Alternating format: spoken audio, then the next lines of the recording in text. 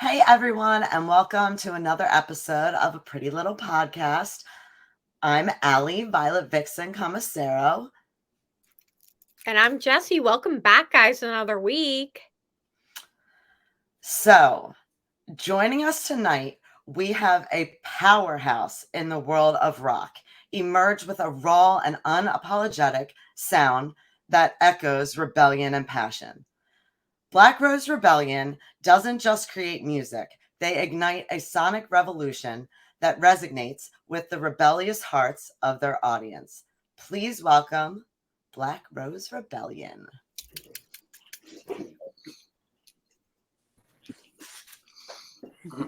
Hey guys. Hey everyone. Hello. I'm so excited to have you here tonight. Thank you so much. Yeah. Can we go through real quick and everybody kind of introduce yourself and say your part in the band? Musketeer roll call. Yes, exactly. Well, I'm Dave, the RockDoc. I'm EJ. I play bass. Joe, rhythm guitar. And Kara Rose, I play drums. So we ask all of our guests, because we have to know, what's the story behind the band? How did the band form? Oh wow! So the band formed about 2 years ago, and we parted ways with our original singer. We brought Tribe on board. We met through a mutual friend, and it's been amazing ever since. Karen and I are actually married, so the guitars and the drums were already set. Yeah. We brought Joe and EJ around the same time, maybe a few weeks difference, a few months ago, and it really has changed the feeling of the band and made it even stronger. How does that work with that dynamic with the husband and wife in the band? That's awesome. Thank God we get along. It works out really well. So, there's That's times where fun, he's just like, you need to practice more. I'm like, Well, I couldn't tell from the show that I was at. You guys were just amazing. Thank you so much. The whole energy, the way you guys were just like jumping all over the place. I was feeling it. Awesome. Well, Tribe is a front person. She brings a ton of energy. And these two guys, Joe and EJ, forget it, man. Dynamic duo over there. Yeah. I have a little bit of ADD, I think. So when I'm on stage, I gotta like move around and stuff. I don't know. It's fun. So for our viewers, I feel like if I stay still too long, I feel like I'm like out of place. I'm like, no, I gotta move. Well, you may get attacked by Joe. For our viewers, real quick, Tribe is not here tonight. She might jump in at some point. She is actually playing at an event. So she would usually be here, but Duty calls. Yeah. So we have to know, how did you come up with the name? There you go. Well, my last name is Rosenfeld, so Karen and I took the Rose part, and after that we just kind of bantered around some names, and it just felt. We have our music is a little different than what's out there. It's a mix of old school heavy rock with a new modern sound with Tribe's voice, and we're kind of rebelling against what's kind of the humdrum that's out there. So could you let our viewers hear some of your musical influences? And since there's a few of you, I want to ask personal influences before I ask like for the band. Sure. All right. So for me, it's Alice in Chains, Guns N' Roses, Velvet Revolver, that sort of stuff. I'm really I like Little White Zombie. Okay. Yeah. Heaviest Black Label Society, we're good friends with, so love them, love that style. Yeah, that's pretty much for me. Yeah, for me, like as a guitar player, Eddie Van Halen is, I mean, quintessential guitar hero, right? Randy Rhoads. Believe it or not, one of my biggest influences is Steve Stevens, Billy Idol's guitar player. Really like the stuff he does. Steve Clark from Def Leppard, definitely a big influence on me musically, like outside of just being a guitar player. If you put on my fucking iPod on like shuffle, you'll hear if you put it on shuffle, you'll get Cyndi Lauper, and then the next thing will be Slayer, and then you might get Bach's like Bach or Beethoven's Sixth Symphony. I like everything. What was the last ad?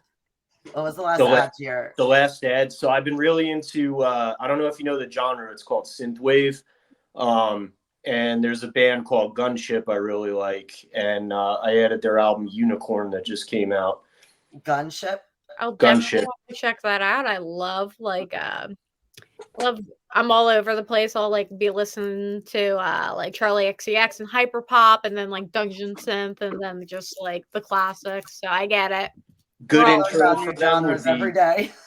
Go check out a video by them called Dark All Day. I'm like a huge movie nerd, 80s nerd. So they do like it's based on the Lost Boys from the the 80s movie. It is so fucking sick. You'll love it. Oh, that's awesome. That sounds so cool. It's your turn. I'm a big Def Leppard fan. Also, like I absolutely love them. I like everything. Also, I'm just like all over the place. I love the Foo Fighters a lot. Lately, I've been listening to Blondie. And I listen to I always like, obviously I pick out the drums, and, so like for Blondie, I'm just like, oh my God, this is so awesome. And this music is like, it's older music. Yeah. And, and it's just like, it's so awesome. And I'm like, but I pretty much, I'm the same way. I like everything. So I could, some really heavy stuff, like we've come to like Seven Dust, and like David said, Black Label Society. Yeah, there you go. You like Black Rose Rebellion too? Oh yeah. And I was like, whoa, they were like so awesome, so you just really just appreciate so many. I think when you play an instrument, you just appreciate music to a deeper level. More. Yeah. It's fun to see a female on the drums. Yeah. I think most people get a little surprised when they, because I'm 5'2", and I'm like, and then when Joe saw me play out for the first time, because when we practice, I don't it's not like I don't put the energy in, but you save it for the live shows. Yeah. So I'm not going, So when he saw me, he's like, oh my Bro, I God. turned around, when we play our Britney Spears cover, there's a cue, and me and her come in at the same time. And I look back at her, and her fucking teeth are hanging out. And I'm just like, whoa, this is like the nice, quiet little lady that I rehearsed with.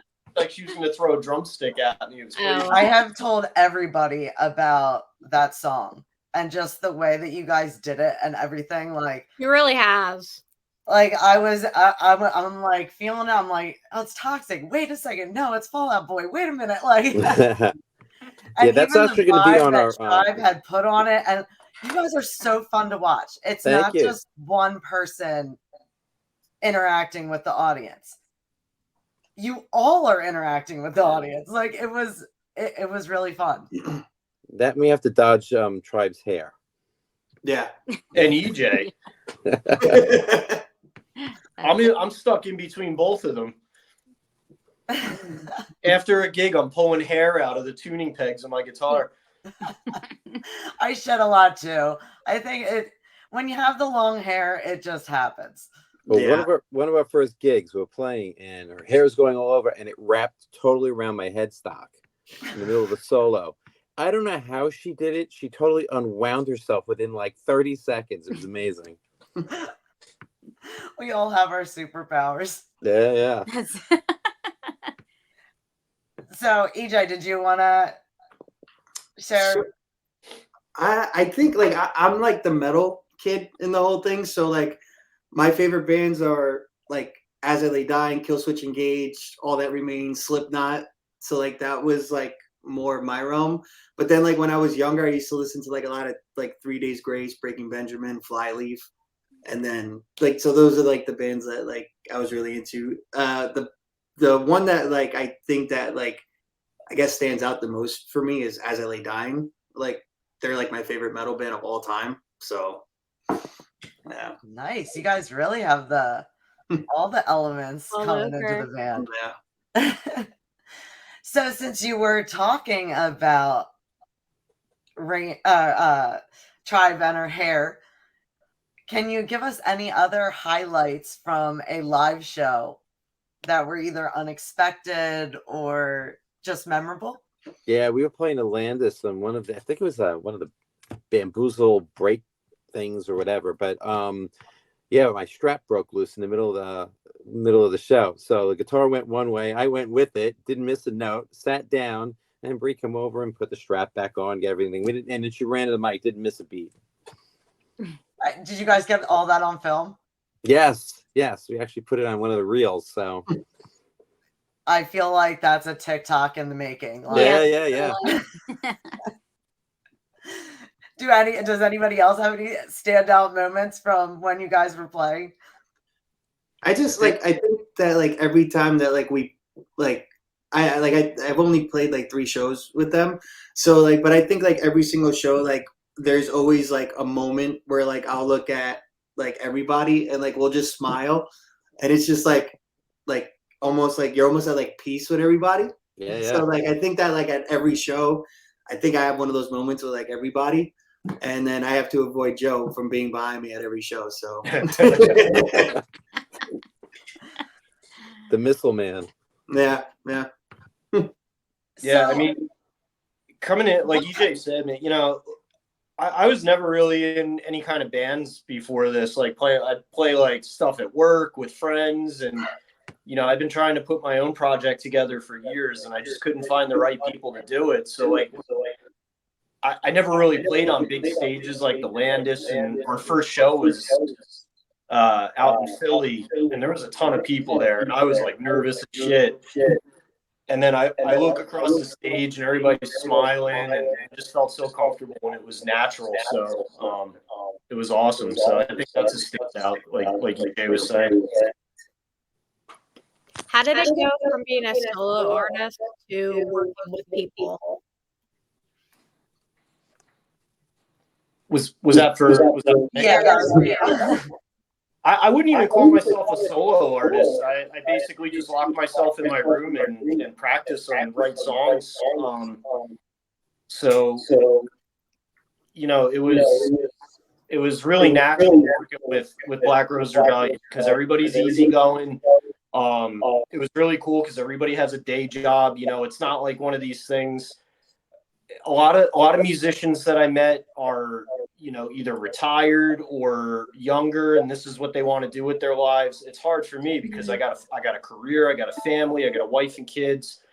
And it was really cool getting on into a band with people that are in the same musical place as me, like the same kind of music as me, have the same kind of attitude, and also understand, you know, as good as we are and as fun as this is, we still got to pay the bills. So it's like that balance is awesome in this band. So it's been a really easy transition for me working with other people. So I have to ask you guys, since you are a multi-member band, how do you go about your songwriting and your like the different? How do you guys collab together and bring it? So as far as the writing's been so far, mostly Tribe and I write the songs. So I'll come up with a melody line, or she'll come up with some lyrics and sing something to me over the phone, and I'm right on Pro Tools and start the writing process. As we brought these guys on over the next few months or whatever, we'll all write together. And so does everybody kind of collab, like after that they kind of bring in their different parts, or? Well, right now, the stuff that we're playing was all pre-written before the guys jumped on board. So everything after that, we can do that. But right now, we're just kind of playing what we've got. Mm-hmm. And since we're on the topic, you guys have some exciting news. What are you guys doing right now? Yeah, so we got signed by Pavement Entertainment. Hell yeah. So that's our label. So it's really cool. It's the same label as Ted Nugent, Candlebox, and Plush, which I really like a lot. Big shout out to Brian Quinn. Yeah. So we're in the studio right now. We got a couple of songs already in the can. We're gonna keep plugging along, and then we'll go back out playing in February. Nice. Yeah. So any fun moments from in the studio that you can share? Oh, it's crazy. It's been nuts. You go in with the song one way and you come out with a totally different thing sometimes, So we're working with George Pond as our producer. He's in Disciples of Verity and Negative Sky and Swim the Current. Yeah, it's been a really wild ride so far. That's awesome. So are you all having fun being in the studio? Well, I haven't gotten in yet, but I'm waiting. I'm itching. I'm waiting for Dave to finish up the guitars and everything. So that's so much fun. Raring to go. As far as your timeline right now, when will your well, that's really up to the label at this point. So once they get our stuff, then they'll decide on that. We've been offered a bunch of touring stuff, but until the CD is ready, we don't want to run out and go out on tour until we got something to really promote. Mm-hmm. So by any chance, can you share with us any specific themes or messages that you kind of cover? Sure. Tribe is probably one of the most her lyrics are really meaningful, very thoughtful, very intelligent, and very soul stirring. Yeah, exactly. Her experiences in the military, good and bad, really have a lot of influence. We have a song called Walk Along the Grave, which really kind of goes through her walk through her emotional experiences with being in the military and then retiring from the military. Mm-hmm. And her walks through life through those stages. We have a song called The Rebel Queen, which is her, and it's about really going out there and having a voice, a strong voice, and standing up for yourself. It's the revolution, the rebellion. So can you tell us who, if you could do a collaboration with any artist, dead or alive, who would you collab with? Go ahead, Joe. And this is as far as doing a song together. Man, that's a tough one. I'm going to be really selfish here and just say Van Halen, because I'd love to just jam with him for 5 minutes and learn from the master. But yeah, that would be mine. Me, it's Hendrix. I'd love to go back and really, rework some of that stuff. Oh my God, could you imagine? Mine would be Corey Taylor from Slipknot. Man, you guys are getting all the classics. Yeah. Some iconic people. There you go. Gosh, I don't know. I can't even order from a menu. I get that. That's me. Don't give me too many options. I want the 10 items on the menu. You give me the whole the booklet. I'm like, mm-mm. And David always says to me, he goes, "Why do you look? You're gonna order the same thing." I do. Mm-hmm. Because otherwise, if you order something different, you're gonna say, this doesn't taste as good. I should have just got the other thing, So I'm kind of like that with everything. So I can't even imagine. Jeez. I guess Def Leppard, because that was like one of my all-time favorite bands. Still is one of my favorite bands. I loved them when I was 14 years old. So it's that would be amazing just to meet all of them. So what's been kind of cool. I'm not gonna lie, man. So like we all just said real famous people, right? Mm-hmm.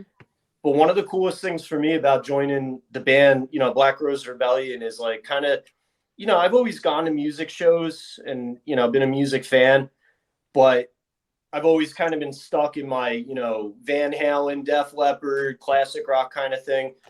And collaborating with all the local bands has been super cool. Cause like when we go play a show, we're always with other bands. And, when we're sitting out in the crowd, like I'm discovering other artists and learning from them, watching what they're doing. I'm learning from these guys, So like, it'd be cool to jam with Eddie Van Halen if we could bring him back from the dead. But like, it's also really cool to get out and see the up and comers, because like, I love that you're saying that. If you think about it, right, like go on the internet right now, and there's so many people saying that rock music's in a bad spot, right? Yeah, and I've seen that. All the rock stars, from the 70s and 80s and stuff, they're going away, and like we need people to pick up the torch. And who's going to pick up that torch? It's not going to be, the old dudes from the 70s and 80s. It's going to be the 20-year-old kids playing clubs in Atlantic City and Philly, and all those small clubs. So it's really cool. They're killing it too. Some of them are absolutely killing it. I am blown away. Can you throw out there a couple names of people that you've played with locally? Well, I love Age of Ore, young band. We played them a bunch of times. We were supposed to play the Bamboozle Festival with that whole disaster that happened, and we were one of the finalists. So we got to really see some really cool up and young bands, and I really like them. I think they have a really good vibe. Their writing's pretty strong. You guys were talking before we started the show. You were talking about the Arado brothers, right? Mm-hmm. Those kids. How old do you think they were? They must have been like in their late teens, right? Like 17, 18 years old. They were nailing Dream Theater stuff, Mm-hmm. and then playing their own originals, right? I saw more talent in a tiny ass bar in Atlantic City from those kids than I do if I turn on the rock station, the radio station, and listen to the top 40 shit that's out there. It's because my friends and I were actually saying that. Mm-hmm. They crazy. Want a formula. Like they want it to be exactly the way they want it a lot of this time for it to hit the billboard. Where I've realized when you go and see a lot of these shows with these younger bands, first of all, like music has like people want it to be exactly the same, like some people, but there's so much genre mixing. There's so much. It has. Right. People are getting more and more and more talented. It's getting better and better and better. So when I hear people say like they don't make music like they used to, I'm like, no, I think they make it better. Yeah. We have just like, and there's a healthy competition of bands, evolving. Just evolving and evolving. And this music coming out right now is incredible. There's great musicians out there right now. There's great bands. There's great singer-songwriters. You go on YouTube and you'll find them, but they don't, like you two are saying, they don't fit that formula. So you're not going to hear them on the radio. You're not going to see them doing albums. And then, for the up and comers, it's hard. My wife's cousin plays in a band, right? They've been touring the country for years. They started out in college, and, they're subsisting off of like playing shows at clubs, splitting it between 6 dudes and making like half a penny on a stream on Spotify. Yeah. Like it's not a good environment for young talented people to come up in, and it's a shame. So like buy the merch. You can't argue hard enough with me to tell me that rock music's dead. It's the industry doesn't want rock music to succeed because it doesn't fit the current formula. Yeah, I feel like a lot of venues are like nervous about original bands coming in. Right. Well, I think it's a business deal, right? So the venues want you to guarantee that you're going to bring a certain amount of people there, right? So marketing has a lot to do with it, right? You have to set yourself different from everybody else. You have to have a good, strong fan base. You have to have a good sellable product. The one thing that you have out there is there's a lot of really great bands, but there's also a lot of the same thing out there. Yeah. And the bland stuff. One of the things that we kind of pride ourselves on, we sound like nobody else. And I think that's kind of really important. You have to have your own little niche so you can get out there and do your thing. So since you said the band only started 2 years ago, how do you feel that you've evolved? Oh, tremendously. The difference between the first lineup and where we're at now, much more diverse. You can hear everybody's different influences all over the board. Bringing Tribe in, her and I work so well together. It's a totally different feel from when the band first started. We've been together probably a little over maybe 14 months or so, and it's just exploded from the minute we started together. You know, the sound exploded. The opportunities came really quickly. Watching you guys, I would have thought that you guys have been playing together for years. Yeah, you can thank our drummer for that one. She's as tight as can be, and she hits harder than your brother. And the other thing I think is like so cool about like our dynamic is like, as soon as like, I just remember like walking in like my first day and like Joe looking at me, and I have like on my bass I have a sticker of Darth Vader, and he was like, I know we're gonna be friends, and I was like, oh, what? And he's like, yeah, dude, I love Star Wars, and he showed me his tattoo. Yeah, see, and it just like out of nowhere, it just like, it went from like me like trying out to being like almost with like my best friends. Like the other day, Dave called me and we were on the phone for half an hour and we were just talking about music. I love that. Like, sometimes we just like, it just happens. Like last night, I was like so tired. He's just like, I just wanted to call you and say I love you and like, you know, I miss you. And I was like, I miss you too, man. Dave does that with you too? Yeah. Dave, you told me I was the only one that you called and said goodnight to. Yeah. Yo, I'm kind of hurt. Band practice is gonna be on. Don't worry, you know, there's plenty of Joe going around, but no, but yeah, I love that dynamic and just love being. It's like almost like being like, it's like almost like hanging out with your best friends every time we go to practice. Yeah. It doesn't feel like everything, but it makes it a lot easier when you know you don't hate showing up to rehearsal and stuff because the people you're with are pains in the asses. Like when you actually enjoy being with them, it makes it so much better. Like I feel like it definitely shows. Oh, like, yeah. I don't know how bands can be together and not really like each other. Right. Well, one of the great moments, we just recently played the Landis Theater, right? And I'm standing there and I go out to the front of the stage on the last song and I go right there and I look to the left and there's Joe right next to me, smiling his butt off, doing the same thing. It was just a very cool moment that we all kind of like jive together, you know? I was just trying to do some shady shit, but you caught me, so I acted like I was playing guitar. See, you got it. I wasn't there. He's picking on you now. Dave was my target on that show because you weren't there. I'm sorry. Do you guys funny prank thing each is other? DJ is like 3 times my size, so he could just like elbow me and I go across the stage. But he's nice and doesn't do it. You guys literally prank my each face other? most of the time. It's just. I said, do you guys prank each other? No, but it's a kind of, Joe's the jokester of the group. I feel like if you guys like go on tour, that Joe's definitely going to be pranking. Yeah. Yeah, that could be him. Yes. I can't sit still. I mean, you probably noticed it. I'm like rolling in my chair, and I got to always be doing something. So might as well just like prank people and be a douche, I guess. I don't know. I understand that. You're valid. Thank you. At least somebody thinks I'm valid. I get it. So besides the Landis Theater, are there any other venues or cities that kind of have a place in your heart that you like to play at? Cities, I can't wait.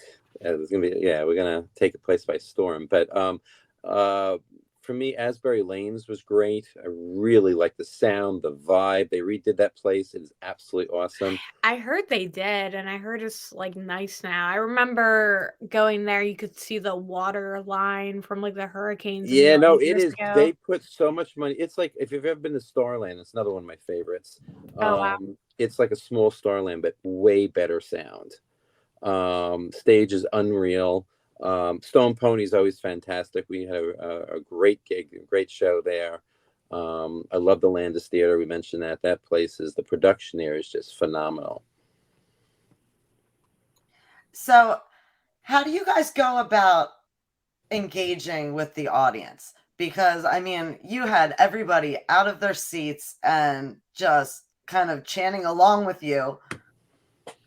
Do you guys have some secrets behind that? Yeah, the band is really driven by our front person, which is Tribe. She has such incredible energy, sound. We all kind of like, play off that. Having a female drummer who is powerful and is all over the kit, that's pretty phenomenal. Joe brings his power to everything and his vibe, and EJ is just a presence. He's out there with his hair, and he is just rocking it out. So it's really, it's not something we really calculate. It just really happens spontaneously from the first note. We just take off. So since technology is changing like on a daily basis, how has the band sort of adapted to the new technology that has transpired since you started? Yeah, I don't know if we've really adapted so much. We just started at a really good level originally. So I think that's really helped. We didn't have to catch up to anybody. Yeah. So I think that's really important. Understanding social media, understanding the desires of the label, fans, what they like. We've had interaction with fans on social media from day one, letting them get insights to the band. Tribe's amazing with that stuff. Me being a little bit more old school, I'm catching up a little bit. I love all the hashtags that you guys use. Yeah. We're very lucky. The band's been, we have a lot of really close friends who are in the business and well in the business. Yeah. So we have a lot of relationships that are pretty amazing. So we get to really see things from behind the scenes. We're getting helped a lot by people who really know what's going on and been doing it for years in a good way. So that's been pretty awesome. That's cool. So I have to ask, how does the band handle when there's creative differences? We scream and yell. No, we talk it out. It's really it's something that you have to work for. It's like a family, right? So thank God we've all been pretty close in what our desires are, our sound. So it's pretty easy. Tribe and I hit it off like right off the bat. So we work really well together. But if something comes, we have a producer that may want something a different way, then we just talk it out, go through it. We don't like the first take. We do a second take, a third take, a fourth take until we get it to where we really want it. And it really goes through the whole band. We bring the ideas, we produce everything, put it out. And if something we don't like, we just go ahead and change it or do it. But we've been really lucky to be, I think everybody really likes what we're doing within the band as well as the fans. So how do you prepare for live performances? Do any of you have any like certain rituals or routines? Or Go ahead, Joe. I'm a huge nerd and I don't like going out in public. So I legitimately lock myself in this room and play the set list over and over and over and over again. And it's crazy. Like my wife teases me because she's like, "Oh, you're playing Rebel Queen again. You played that like 30 times today." And I'm like, yeah, but when I'm up in front of like a bunch of people dancing around and, thrusting behind EJ, I don't want to fuck it up. So I'm going to play it 30 times in my room. Until muscle memory just takes over when you're up there. And that's it. Yeah. Like, so when I'm up there, like, my hands are just doing what they know how to do. And I'm not really thinking about it. So that's my ritual. Take a shot, and drink beer and let my hair out and put water in and then kind of just let loose. Get ready. Yeah. I can't do that part. Yeah. I just kind of like, just get ready. Like, I feel like I try to, like, every show is like an arena show. So I try to give it that energy. So. So I have to bring it back to the Toxic and Fall Out Boy cover. How do you guys go about picking the perfect cover song to cover being an original band? Because I know a lot goes in, like, even picking one cover song, and you guys do like a mashup and make it insane. What goes into that? That one was really just picked by Bree. She brought it to the band and said she really wanted to try to do this. And immediately with me, if I can grab something and make it heavier, the first thing I do is grab a drop C sharp, drop it all the way down and make it heavy, because I think it sounds great that way. Joe brings his style to it, and it just really filled everything out. We do also do covers by Dorothy, who is a big influence on Tribe, and Pretty Reckless, which we just love. I love Pretty Reckless. Yeah. So can we talk a little bit? You guys do have an album that will be coming out.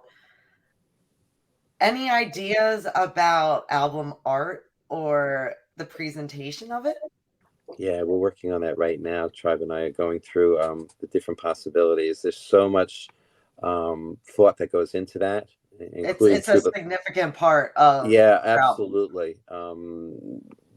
It's going to have to do with, it's probably going to be doing a lot with Rebel Queen, that particular song. And what visual aesthetics do you like to use to represent your music? Something a little on the darker side, I think. I think that there's a lot of, again, with the lyrics that she's written and the feel of the songs, there's a really heavy kind of uplifting, but a heavy vibe. So I think the videos and the artwork will affect that. Although there are songs that we have that are very uplifting and lighthearted and stuff. So we'll have to see how that turns out. If you look at a lot of this stuff, like the band's color scheme, black and purple, right? I think it's, from being in the band a few months and really learning the lyrics, and I think it's fitting because you got the black, right? It's dark, so the music's heavy. But if you listen to Tribe's lyrics, there's a lot of hope and there's a lot of redemption in there. So like that black and purple, it's almost like, that shining through the darkness a little bit, like that queen, right? Like purple's that royalty color, shining through the darkness. And I love purple. That. Plus, purple's one of my favorites. There you go. Dave got me to play my purple guitar for the first time in a long time. So, but yeah, I think it's pretty cool. So I want to talk about your fans, because I just saw how much they just gravitated to you guys when you guys came on stage. What role do your fans play in the shaping of the identity of the band?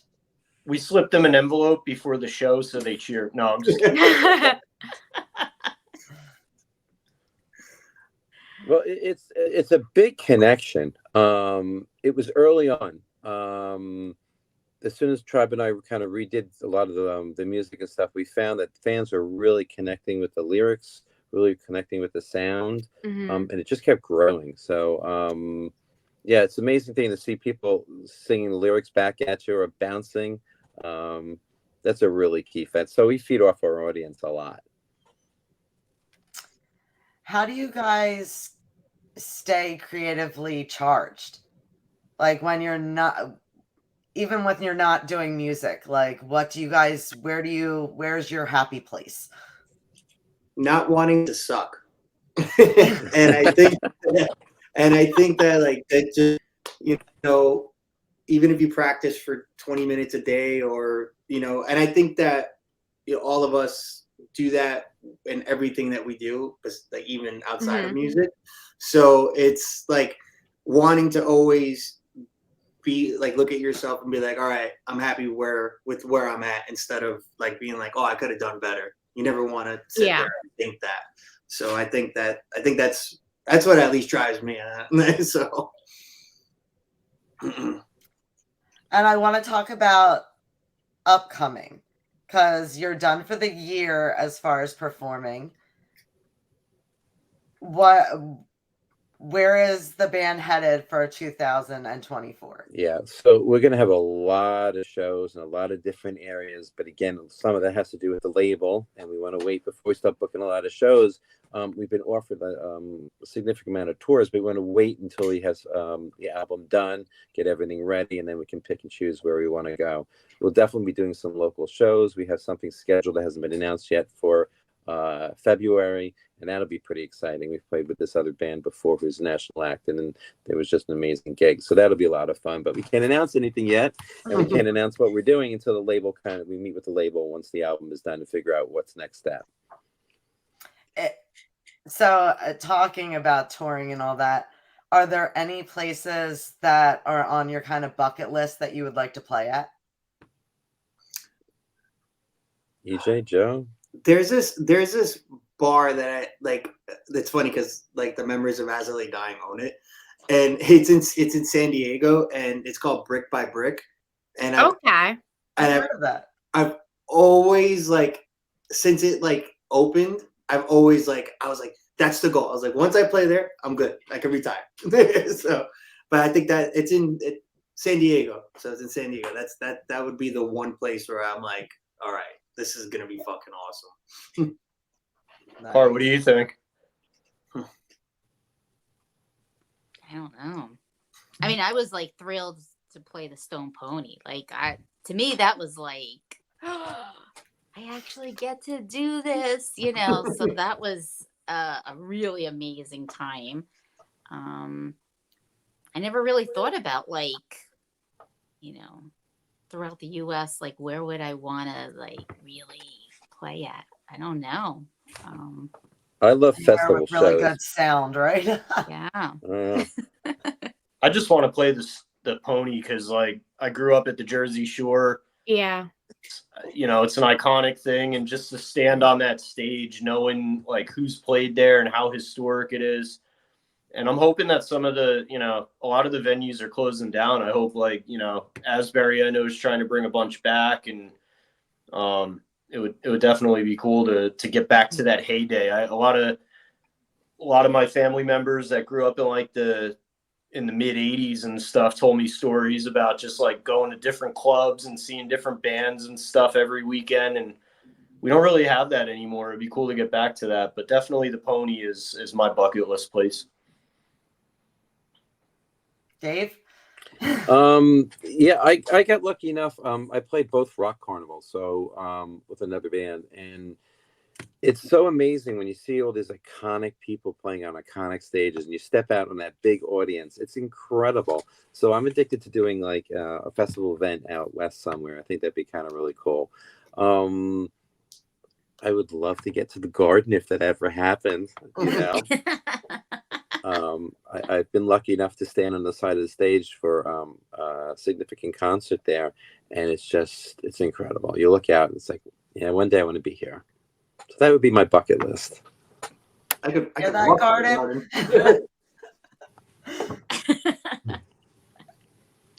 I'd like to ask, as far as social media, what is your preferred platform? Like, what do you spend most of your time on? Oh, I can feel Troy in her right now because I do a lot of Facebook stuff and some of Instagram. Mm-hmm. I think she's more TikTok and Instagram. I think that's really the way things are going at this point. Mm-hmm.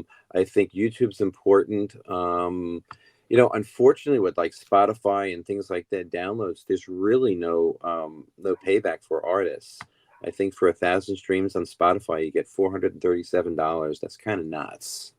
It's insane. Yeah. So I think what you're going to see over the next few years is an artist rebellion. I think it's going to have to change because right now everybody's making money except the artists. So I think the whole social media platform is going to change over the next few years. And I want to touch on what Jesse said earlier. Like, it really is about supporting these bands and going on and buying their merch, going to their shows, sharing their music. I know right now everybody's telling me they're like, to make money, you practically have to be a clothing brand. Right. Like you have to be like making like sweatpants, hoodies, beanies. Do you want socks with our band name on it? Like they're like, we are literally to make what's any. wrong with socks? Because I just bought socks. I do love. Okay. The band. I will defend it. I spent $15 on Fulci socks. I was like, give me them. We're 15. That's Yours great. were 15 too? Yeah, I'm paying it. But I'm like, yeah, I am the girl in the Fulci socks. I kept going back and forth. I'm like, beanie socks. And then I was like, you know what? I've got like a stack of beanies, like really high. I got a different band forever. I got a band, Fulci socks, Full of Hell sweatpants, like another band gloves. Like we are buying. Me and Allie stay buying merch. Yeah, that's awesome. That's a really big help for bands. I saw some really cool ideas for how to like, as some different ideas that I've never seen before for merch. At Sumo Psycho, they had USB drives that they were selling with like exclusive songs, and like. Witchy had air fresheners. For your car. I was like, and they smelled good. I was like, all right. It's like, where did they get a deal on air fresheners? Like, they didn't come up with that themselves. Like, let us just create an air freshener. Dizwax, in Philly, she sells like, sells candles and air fresheners. You can buy one with like King Diamond or Danzig on it. They partnered with her. She's making them. They smell amazing. Sick. Yo, Dave, let's do a Black Rose Rebellion one, and the scent could be post-show Joe. Oh, man. I don't think that's going to sell, dude. No. But a Black Rose air freshener, I would buy that. Yeah. I would buy that. I just watched a TikTok where this guy, like, folds napkins. Like, and I mean, like, crazy folding napkins. He did, like, one into a teddy bear. He did one into a huge rose. And I was like, wow, like, I feel like I could do that. I tried to do it with the same size towel. I'm sitting there, I'm like, how is he creating this? Mine just looked like I had used the towel and just set it down. Yeah, I get that. It is what it is. People do like the weirdest stuff on TikTok, and it like fascinates me. Yeah. Like, has anybody seen that ball that you can like throw, and it like you can kind of throw it down the hallway and it comes back at you? I think we're on other sides of the internet because I've been watching a girl make a mine in her basement. Is anyone else watching that too? No. Oh, she has a mining system. She's mining under her house, like a tunnel.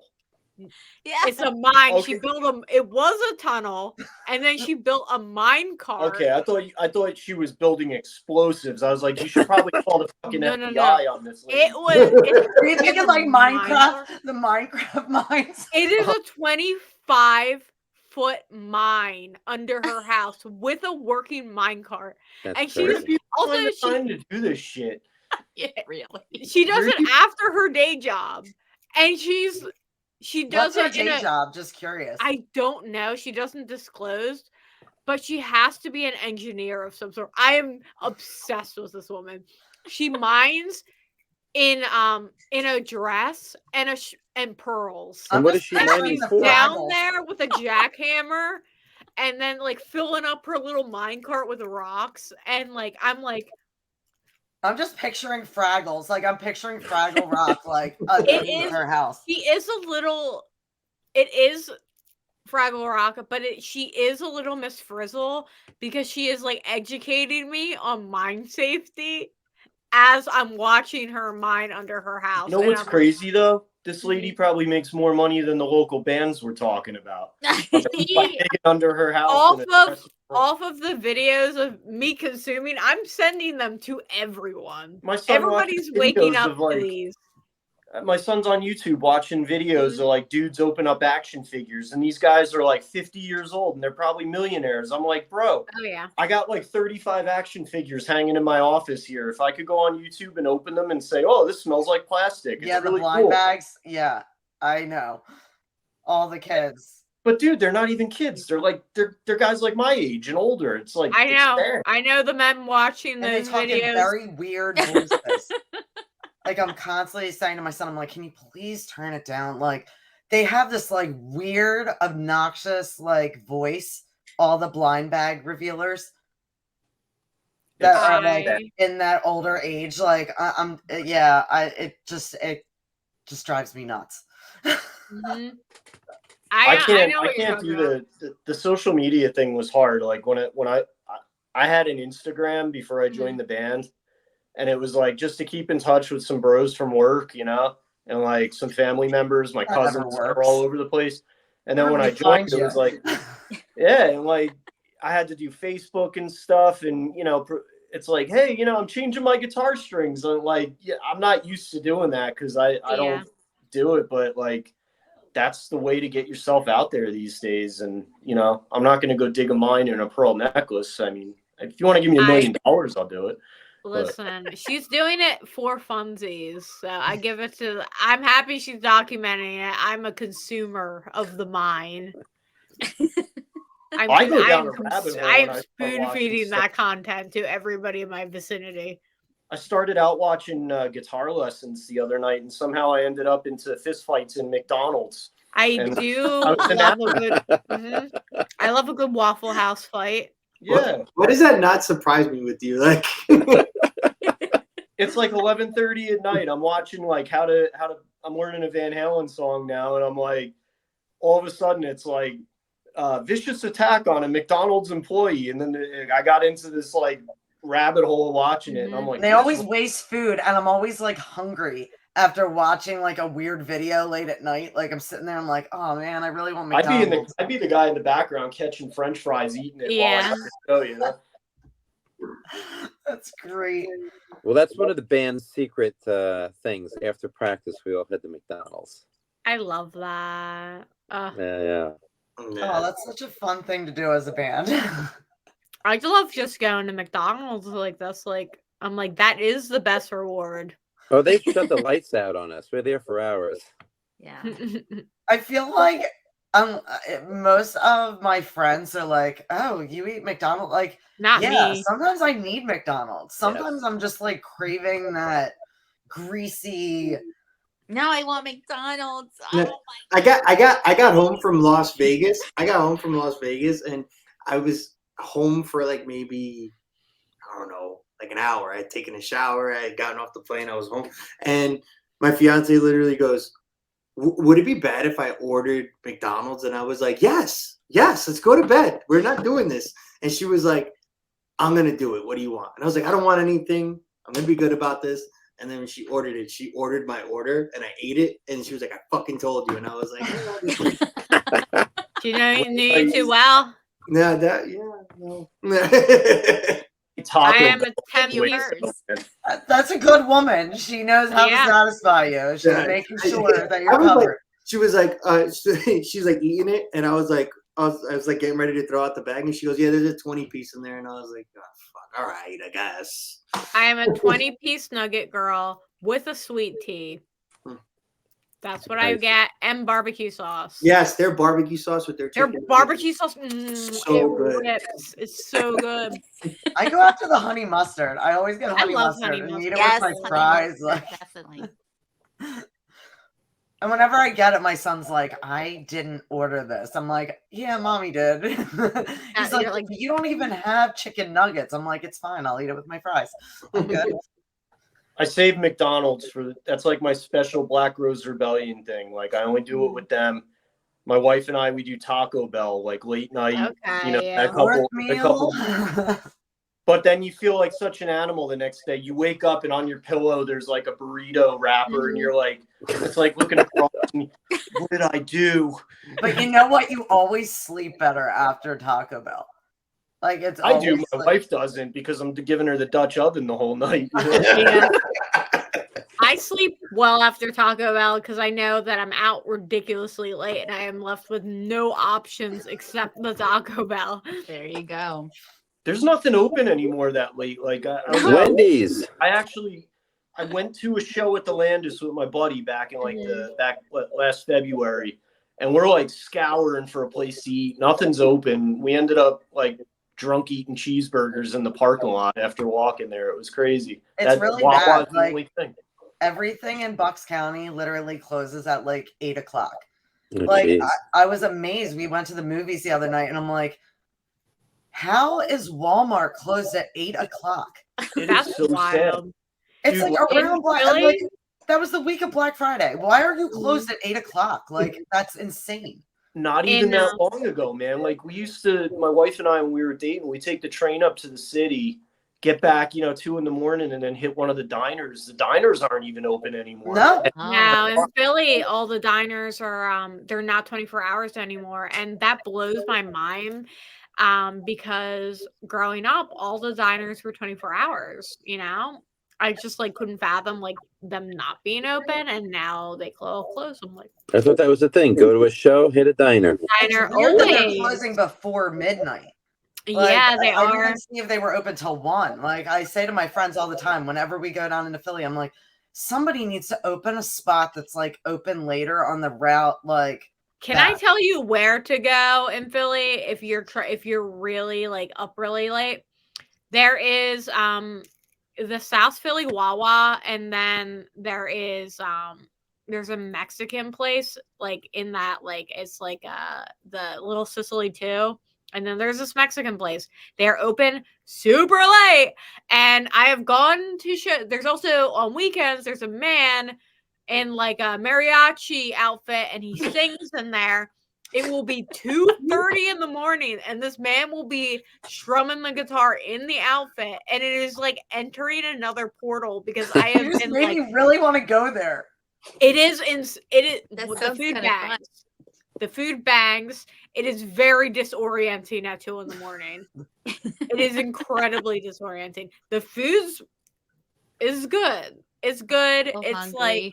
like, but that's if you go to a show, you're like, I need to eat something. It is the Mexican restaurant next to the South Philly Wawa. I'm just like, when we get done here, I'm gonna like Google mariachi guy. I can't even say it. I'm so white. Yeah. Mariachi. I don't know, guy, Philadelphia.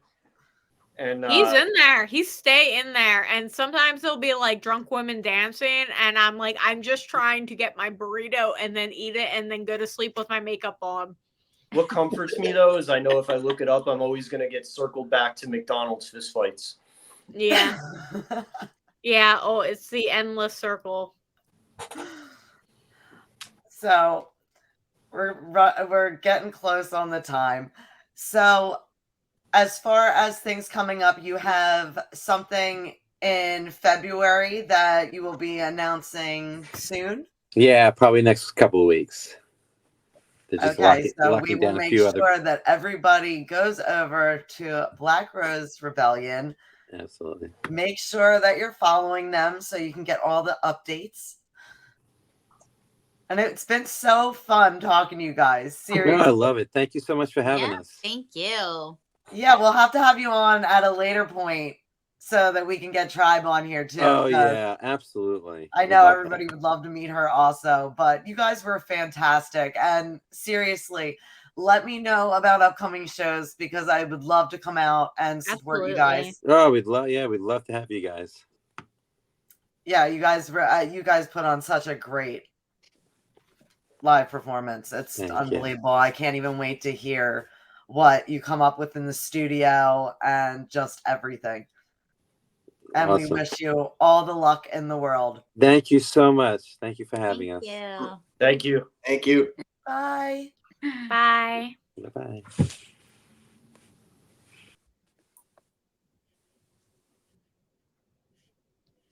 Cool. Oh, they're so nice and so talented.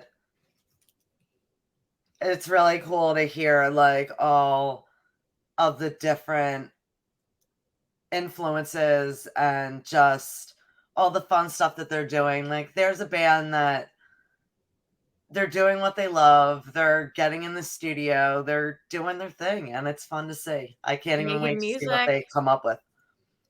I know. I'm so excited. Super cool to talk to. I'd love to have them back on after their album comes out and see what they do. I know you've been dying to tell us all about the bands that you've gone to see this week.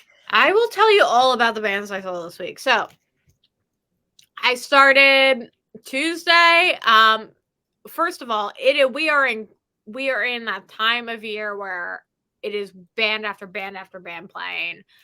Like October till like it starts getting cold. Like after Christmas is like January, it slows down. But like right now, we are in go season. So I saw Coven on Tuesday. They're amazing. Late 60s band, Satanic Panic. Super trippy visuals. They're amazing.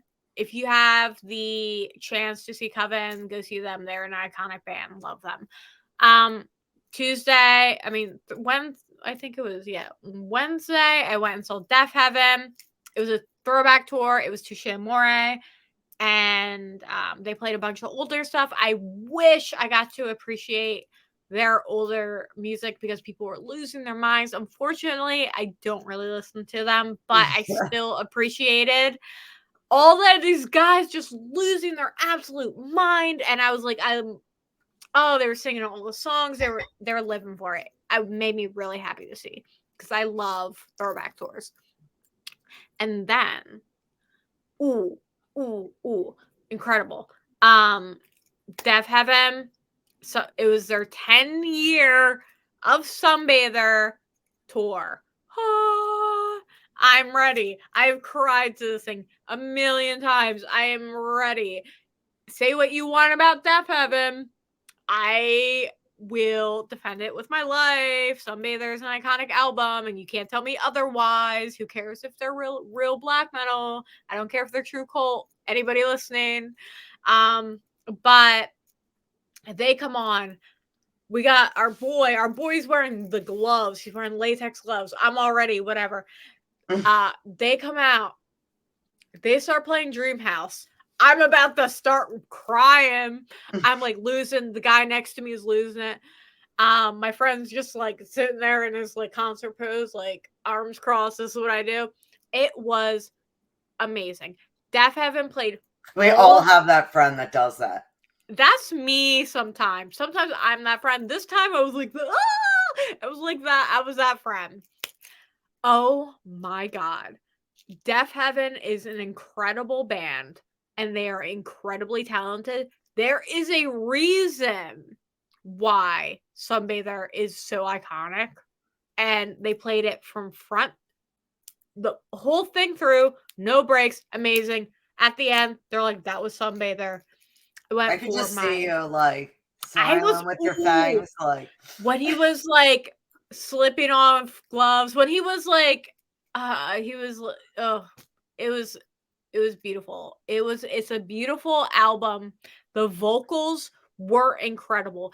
It sounded, if not better than the album. And if you've listened to that album, you know it sounds good. It was amazing. It was a wall of beautiful noise, is what I have to say. And then I went to Lorenzo's and ate a sloppy, disgusting slice of pizza because it was at the TLA. That's a good night. It was. I get home and I passed out with my makeup on. Then yesterday I saw Witching, Scarab. It was Witching, Scarab. It was Fuming Mouth, and it was shout out to Devil Master. You guys rule. And it was Final Gasp too, also played, and they were so good. Scarab's a Philly band, Witching's a Philly band, Devil Master's a Philly band. So it was really cool. It was a lot of bands. It was a great lineup. Everybody came out to support all these local bands that played, and it was amazing. And that was at Underground Arts. And I came home and I went to, I left that venue and I actually went to the Mexican place that night and ate a disgusting sloppy quesadilla. Well, and it was really good. I had such an iconic. I want to hear all about it.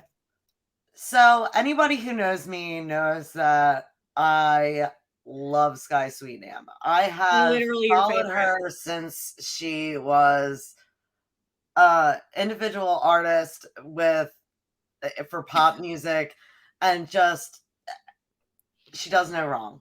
And I have tried to see her for over 15 years, and first she didn't come to the US because she's from Canada.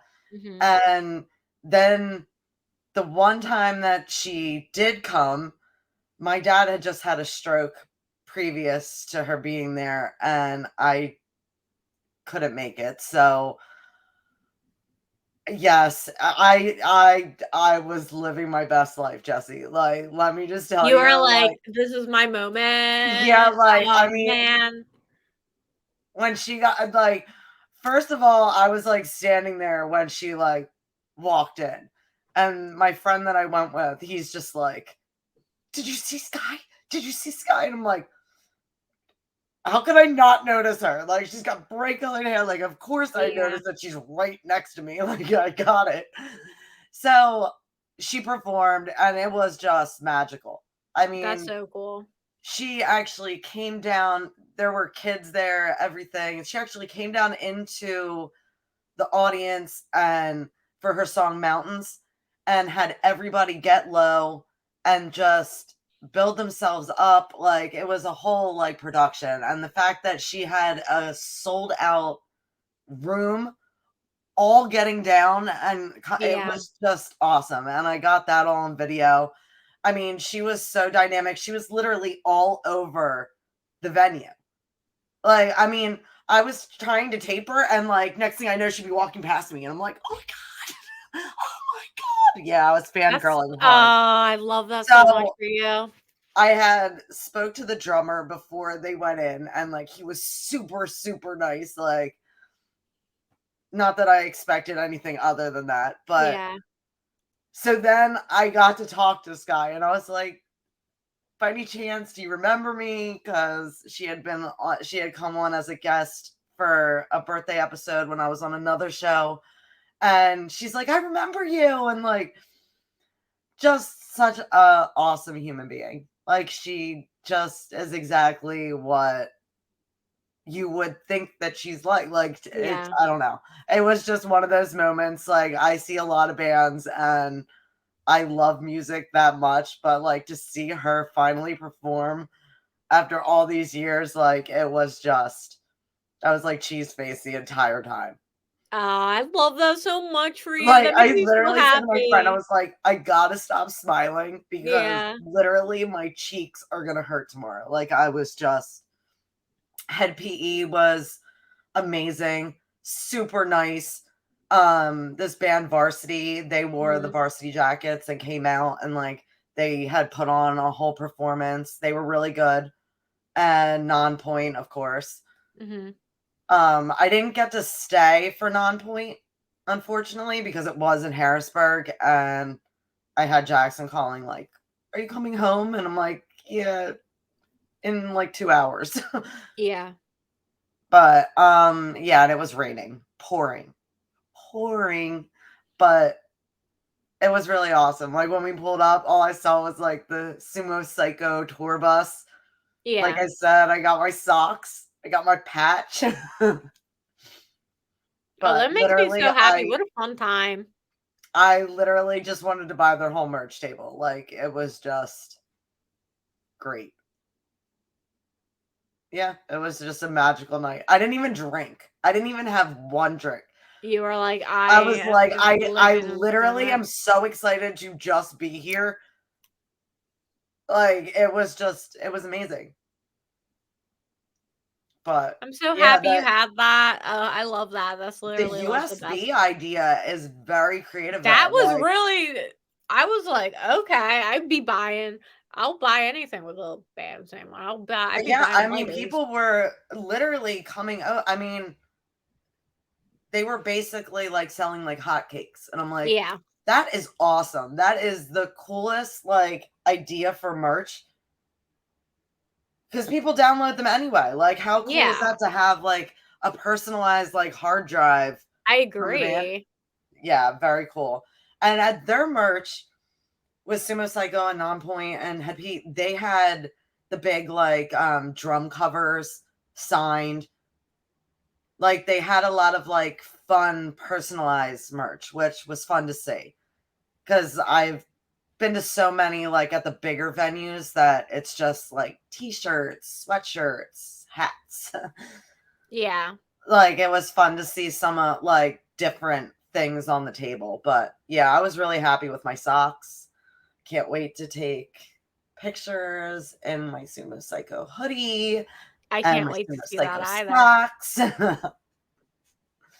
I do wish that I got the beanie, and there was a yellow patch that I debated on, and I should have got it too, because the woman that was working their merch table, she's like, there's only 10 of these left. And you were like, oh no. But like I kept thinking, I'm like, I don't really wear a lot with yellow.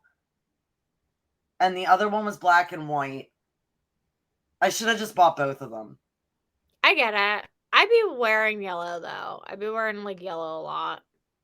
I do, but I don't like, it wouldn't be enough that I could like mix it. Like I wear black and white all the time, and like especially with those kind of patches, like I want to put them on something substantial. Now I get what you're saying. I've been doing this really cool thing with the stickers of not fucking putting them on anything, and then I'm so glad you just brought that up. Hold on. And then I've been like being like, I'm gonna put them on the wall with tape, and then they don't stay. Wow. So I've been working on this. And I love that. I'm waiting on a couple stickers, and that's the only reason it's not up. Nail Bite, shout out. I need a sticker. But yep. I've been working on this. These are all of the bands that have been on the show. Oh, I love that so much. In person, and the different companies that have interacted with us. Yeah. I love that. Yeah, it's so it was cool. A pain in the ass. It was like a big puzzle to like do it all. Come here, Six. It was like a big puzzle to do it all, but yeah, I'm down to I only need 2 more stickers, and then it'll be up. Oh, that's so cool. But so any plans coming up? I'm going to see the new like Studio Ghibli movie on Saturday with my friends. I'm just trying to like chill because I went to 3 shows this week, and I like I'm just trying to like vibe, because I know my ass will do the exact opposite of that. I'm also trying to conserve a little bit of money because I am very close to Christmas. Yeah, and I have so many people still to give gifts for. I'm really not. Speaking of reunion tours, because you said you love a good reunion tour. I love reunion tours. Legendary Philly band Octane is putting on their 20-year reunion tour. So I'm very excited to go see Bobby and the Bryans and Mike and just all of the amazing people that will be there. And I can't wait to see everybody. It's at the Landis Theater. And I actually haven't been there yet, which I'm very excited to actually see that venue.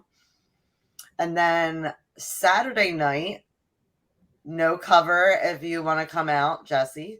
Love it. PC Pub Strange Culture is playing. Okay. And they always put on a great show.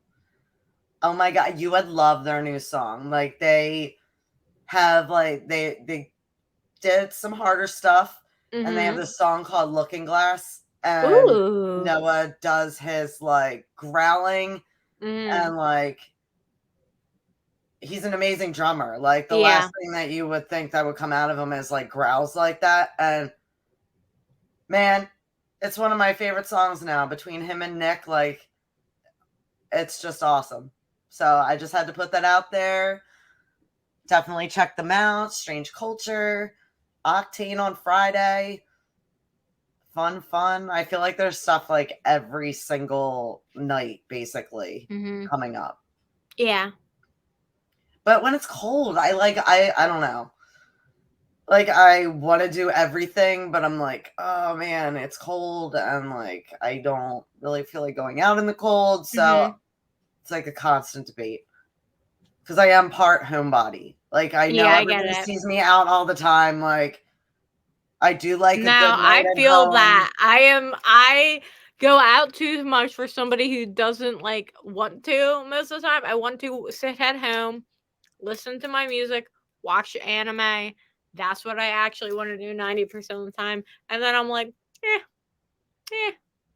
why not waste the time on me? Why not shelter my greatness from the world? Why not put myself? We still gotta wear our Gloomy Bear onesies because one of the chances is that we both literally have it. Yes, it is right here. I got it. Yeah, I feel like maybe next week. I can wear it next week, dude. Like, sepsis is a lot of fun. Yeah. So I feel like they would understand if we both showed up in Gloomy Bear. I agree. I think we can do that. I can absolutely manage that. Sounds good. That's such a plan. I'm like listen, I am all about wearing those onesies. Like, I love wearing them out. Like, I love chilling in them. Like, I love a good snuggie. The only thing is, like, I'm one of those people, like, I wake up in the middle of the night and I need to pee. Yeah. I hate when it's freezing, like, to have to, like, pull all that down. It's, like, so annoying as a woman. I'm, like, looking for one of the onesies that has, like, the butt that opens. Like back in the day. Know what, Yeah, because I feel like I sometimes like overheat if I wear them to bed, and then the whole like peeing thing is annoying. Yeah, but I get it. Yeah, I would basically live in those around my house and going to the supermarket. Like, yeah. And I've accumulated a lot through the years.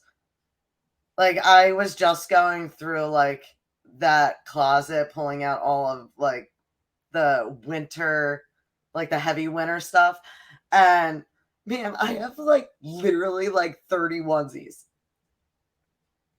I just have that one, but I'm like down for onesies. I have a lot. Like all different ones. I didn't even remember that I had some of them. Like, and I guess now like I can part with some of them because I have like the cosplay for it. Like Harry Potter. I mean, how many Harry Potter outfits do you need, realistically? Realistically, you need one shirt that has your house in it, which first time I took the test, it told me I was a Gryffindor. Second time I took it, it told me I was a Ravenclaw. I'm a Ravenclaw. Cool. I tend to fuck with the Hufflepuffs and Slytherins. I just like a bad boy. I feel like, like I'm just like, I love this, like, And as far craziness did you see Five Nights at Freddy? No, I haven't. I should see it. I saw the Thanksgiving horror movie, and that was good. Yeah, that actually everybody was raving about that. It was actually good. Like, go see that. And now I want to see Napoleon very badly because if you put out a movie with a strong man or like something like that, or like a really like dominant figure, my brain is just like, that's me. Like, I don't know why my brain thinks I'm like the most powerful Sigma when like left to my own like thoughts. The new Wednesday series, the season 2 is coming out. Is it? Oh, yeah, wow. People are going to be so excited. Yeah, people are gonna be really hype about that. And then they announced Beetlejuice 2 finally. I did see We're that. seeing some like teasers now. Ooh. Yeah, Yes. that looks really good. Like I would see it no matter what. Like Yes, even if it yes, looked yes. horrible, I would still see it. Go see But it. No, I get it. and right now I am kind of binge watching in between like life. Have you seen that show Lucifer? I've heard of it. Really, really cool take. Like I don't like those traditional like I like ones that are like out of pocket, that think outside the box. Like it's not your average storyline, which I Yeah. love, and it like kind of plays on different figures, but gives you like a totally different vibe of them. I'm really into it, and I'm like probably like season 2 by now. Yeah. Yeah. And it's a lot different going from like Suits or one of those to Yeah, that, it's different for sure. It definitely caught my attention. I was like, you know what? I'm going to give it a shot. I was like through some of the other ones that I was watching, and there's just nothing really good on TV right now. I feel like there's some good stuff coming out, but like I don't know, like anime wise, but besides that, I can't really think of anything. Like I'm bored with like the selections on TV. Yeah. Like I go through the channels and I'm like, really? Well, I'm addicted to like TLC, so I don't have the best taste, is all I have to say. I think 90 Day Fiance is like the pinnacle of television. I am a sucker for Flea Market Flip. Okay. Have you watched that show? No, but I was big on like Storage Wars. Yeah. You gotta watch Flea Market Flip. Okay. They go to flea markets and they pick like they get a list of like 3 things that they get to go, and like they gotta recreate it. Yeah. Some of the people do like phenomenal. They get like a team to help them build it. Yeah. Some of the stuff is such junk, and like it's amazing to me, especially with my family like having an antique store for most of my life. It's very weird seeing like things that I know that we even have at the shop that are literally going for like $300, like $400 at a flea market that really are like $30 to $50. Yeah. Like, wow. Like sometimes I feel like I need to go and like set up at one of those like New York shows, because those people be spending. I know. Well, they just have the money, so they don't care, you know? Like some of these people, like it's funny, like some of them will take a dresser apart and they'll like literally just put in things to put wine bottles like at the top of the dresser, and they'll make the top like move up and down, and they'll sell it for $300 when literally you're buying a dresser that has no drawer. Yeah, that is a little ridiculous. Yeah. No. And Laura Spencer, she just goes around, she's like, let's make it little. Let's make it little. Yeah. That's insane. But yeah, I do get like, it's one of those shows that I can put on at night and just kind of like fall asleep to. I get that. I had a friend in middle school, and we were very close, and we lived up the street for each other, so we had sleepovers all the time. Unfortunately, her show to fall asleep. Look at this little creep. You like see her ear like little baby. Unfortunately, her show she fell asleep to every night was Chris Angel Mind Freak. So I have like perpetually like Mind Freak. We were just like talking about him the other day. Like, what happened to him? I don't really know. I haven't heard about him at all. I like think about him more than I should, probably because he is like he was my sleep paralysis monster from falling asleep at my friend's house so much. But the Affliction shirt with like all the rings and like the little necklace, like Chris, and the jean, the ribbed tight. I don't feel like anybody else could pull off his. I call it like Chris Angel core. Like when I see like men walk around like that, if I see like those elements, I'm like, oh dog, it's Chris Angel core right now. And then like coming out in the motorcycle, he kind of looked like hella hard. I was like sweat, my palms were like sweating looking at him. Middle school, I was like, ooh, ooh. Oh my gosh, He's got it's so riz. funny because Michael Lohan, like, there's this picture of him from like it's from back in the day. Yeah. We all, I said to Dennis, I was like, we got to use that picture, but he's in a fishnet shirt, and it reminds me of Chris Angel. Like every time I see the picture, I'm like, you pulled it off, Mike. You pulled off Chris Angel. We gotta try to get next goal. We gotta get Chris Angel on the show. I'm trying to get Chris Angel on the show so I can be like, remember when we'd be sitting there like he'd be doing something, we'd be just mesmerized. Like I could just see it now. Yeah. I'd be like, remember when you floated to the top of the Luxor? That was sick. Season 2 Mind Freak. I think it was season 2. I'm not sure. Don't quote me on that, but yeah. I just love that stuff. I love magic. I was obsessed with magic. I wanted to be a magician. I found out the Magic Castle was a thing. You had to be a magician to become a member of it. So I became obsessed with magic. This is not like. Did you ever get into the house? No, I don't think I would ever get into the Magic Castle, but I became obsessed with magic, and then like years ago, my friends told me I had no stage presence because I spent too much time thinking about my magic tricks before I did them. So I was ass, but like real focused, like trying. I'm like, they were like, you gotta sell it to me. You gotta like counting. I feel like you have to be really over animated so that you can distract. Like, I just like I needed so many brain capacity to be like. Put these 3 cards at the bottom, make it look like push this card. Like I was like, I can usually like sense how they're doing it. That's why like I was blown away with when we met David Irwin, because he was doing it and like I just knew from like his tricks, I was like, this guy definitely like knows how to do card tricks. Like I was watching his hands. I mean, like, I didn't take my eyes off of his sleeves or like anything like that. And he literally put the cards in my hand.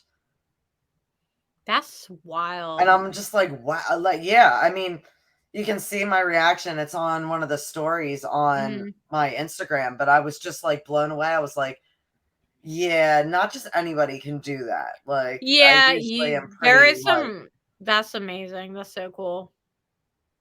Even the people that walk on stilts and like anything with like the carnival or like tricks or magic or any of that, like it all just fascinates me. I get it, dude. I am a huge magic fan. Maybe I'll practice my magic tricks and do some horrible ones on here sometime. But do the pencil. Ooh, it's rubber. Well, it's getting late, so I guess I will let you go. But thanks for joining us, guys. For tuning in. We'll see you next week. Bye, everyone.